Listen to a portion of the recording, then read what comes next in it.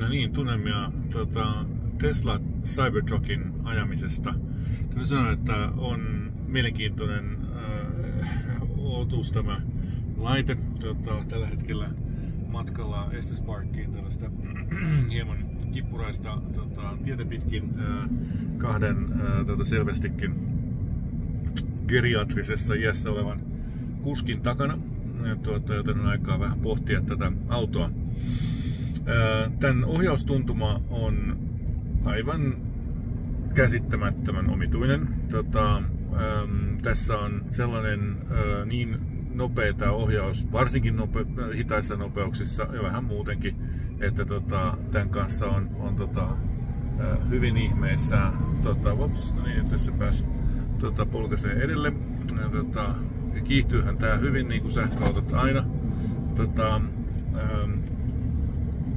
on ehkä vähän sen tämmönen kiikkerän tuntunen nyt johtuen tästä korkeudesta ja tästä nopeasta ohjausvälityksestä, joka tietysti muuttuu nopeuden mukaan niin, että tätä rattia ei koskaan tarvitse kääntää käytännössä niin kuin 90 astetta eli 4/4 kierrosta enempää. Se tekee tästä aika hullun tuntuisen. Tässä on tuntuisi siltä, jos sen paremmin tietäisi, niin sanoisin, että tässä on tikapuurunko ja jäykät akselit. Tässä jousitus ei ole mikään häävi. Eli ilmajoustus vähän kumisee ei ole mitenkään erityisen onnistunut. Tässä tietysti paljon ilmaa myöskin noissa renkaissa. Tekee tästä vähän tällaisen hankalasti hallittavan varmaan tästä kopasta. Mutta joo, kauniit on maisemat. Auto on hauska kokemus. Tässä on moottorissa on vinkunaa, niin kuin ehkä kuuluu. Ja sitten sen lisäksi niin tässä on aika yllättävän kova tuulimelu. Eli tuuli kuuluu tänne sisälle tuosta 100 nopeudesta ylöspäin. Ja se antaa tästä vähän sen vähemmän laadukkaan vaikutelman. Materiaali tuntuu hyvältä. Eikä tää pahemmin rätise eikä ritise. Kyllä tää kelpaa ajella, ei siinä mitään. Tietysti jos olisi takaluukku, johon voisi laittaa noit tavarat, niin se olisi ihan kiva, niin ne ei heiluisi tuolla takapenkillä ympäriinsä. Joo, mutta jännittävä, täydellinen uusi kokemus, sinänsä positiivista. No niin, se syy mitä varten Cybertruck ei pärjää näissä offroad-ajeluissa on 100% näistä renkaista johtuva. Goodyear on tehnyt surkeat renkaat. Nämä on sellaiset, joilla ei pitäisi kenenkään mennä koskaan mihinkään lumelle. Vaaralliset. Mun mielestä tämä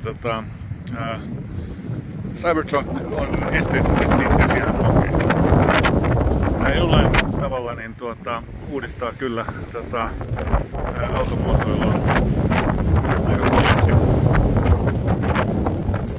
Tässä on paljon jännää. Se, että tää on tällainen avolava on tietysti omituista. Täysin tarpeeton idioottimainen juttu. Fiksua siinä on se, että siinä on sentään tollainen siihen päälle, joka parantaa sen käytettävyyttä totta kai. Tuulee niin mieltä. Tässä on sähköä, tuossa on kiinnityspisteitä. Näyttää ihan käyttökelpoiselta.